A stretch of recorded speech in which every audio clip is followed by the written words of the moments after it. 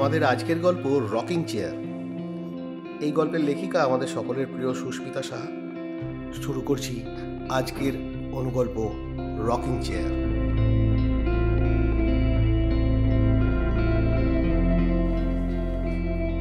রহস্য উপন্যাসটা বড্ড টানছে মালিনীকে। খুনটা কে করল? প্রত্যেকটা চরিত্রই সন্দেহজনক। খুনের মোটিভও আছে প্রত্যেকের কাছে। অফিসে বসেও কাজে মন বসছে না মালিনীর।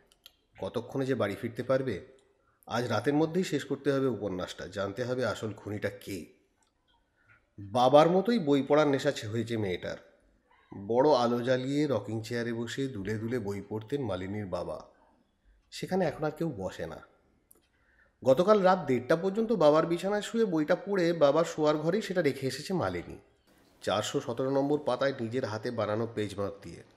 উপন্যাসের শেষটা জানার জন্য সারাদিন মনের ভেতরে ছটফটানি।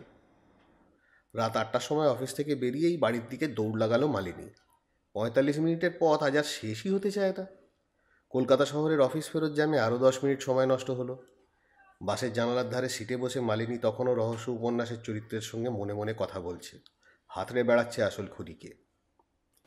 বাড়ি পৌঁছতে রাত প্রায় 9টা বেজে গেল। ফাঁকা ফ্ল্যাটে ঢুকতে বড় কান্না পায় মালিনীর।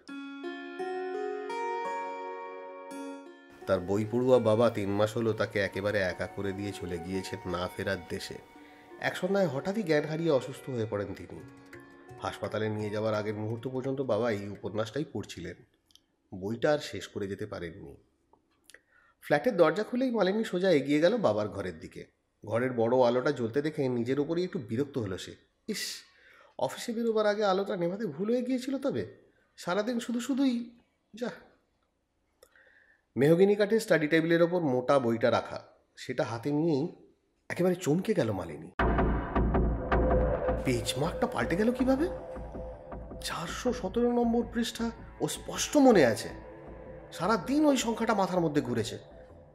ভীষণ অবাক হয়ে যায় মালিনী। পাশে রাখা রকিং চেয়ারটা তখনও ছন্দময় গতিতে দুলে চলেছে।